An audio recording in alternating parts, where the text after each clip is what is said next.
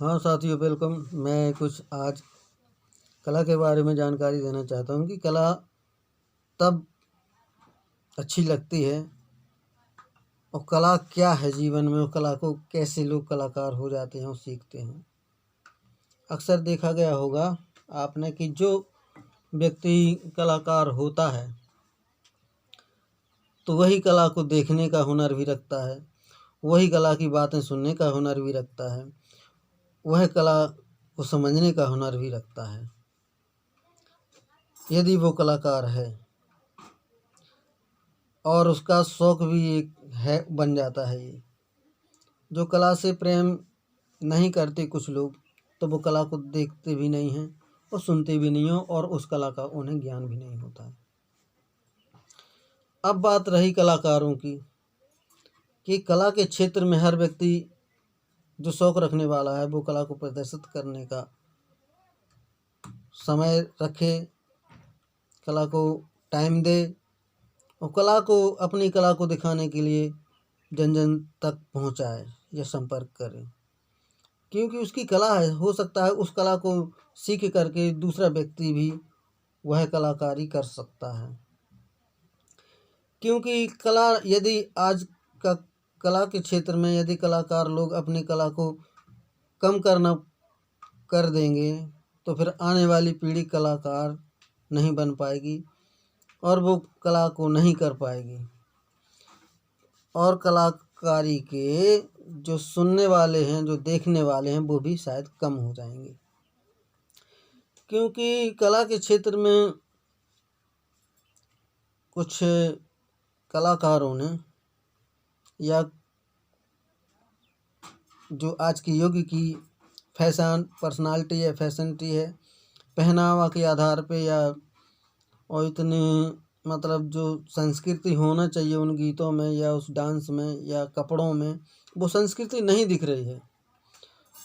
तो संस्कृति को कायम रखने के लिए लोग उस कला को देखना पसंद नहीं करते, क्योंकि इतने बेहुदा कल्चर हो गया है कि कोई बिल्कुल वेस्टर्न कल्चर हो गया है। हम इंडियन इंडियन कहने की तो बात ही ख़त्म है कि इंडिया की कला है वो।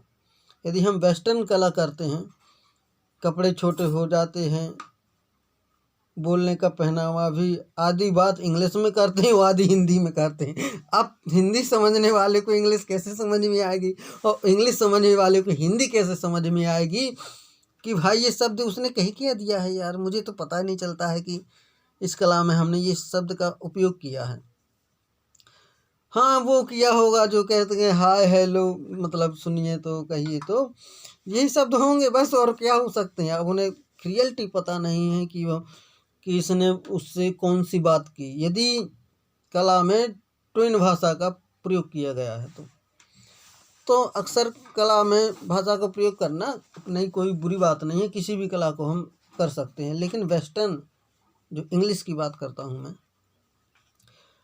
हम हमारे देश के निवासी हैं तो पंजाबी थोड़ी डाल सकते हैं, हिंदी डाल सकते हैं, राजस्थानी डाल सकते हैं। उस कला में आप देखना कि इतना रस मिलेगा सुनने में, और महसूस होगा कि ये कला है, हमारी संस्कृति है, पुरानी है, जो हमारे पुरखों ने इस कला को नाम दिया, इस कला को बाहर निकाले, अपनी अपनी कलाओं को, और कला छोड़ कर के गए हमें, कला दे करके गए हमें, कला हम याद रखेंगे। इसलिए हर कलाकार को क्या करना चाहिए कि दूसरे कलाकार का सम्मान करना चाहिए और दूसरे की कला को देखना चाहिए, और उसे देखने का हमें मौका होना चाहिए, और हमारी कला को उसे देखने का मौका होना चाहिए। तब जाके इस कलाकार को हम आगे तक ले जा सकते हैं। ऐसे नहीं कि नहीं वो कलाकार हो गया तो हमें उसकी कलाकारी से जलन है। नहीं, यह कलाकारी की जलन हमें नहीं है। कोई भी कलाकारी अच्छी करेगा तो उसकी कलाकार अच्छी ही होगी, उसकी कला ही अच्छी होगी, वो कलाकार ही अच्छा होगा। हमें कोई प्रकार की जलन नहीं होना चाहिए, और ना ही हम जलते हैं, हमारी ये भावना है।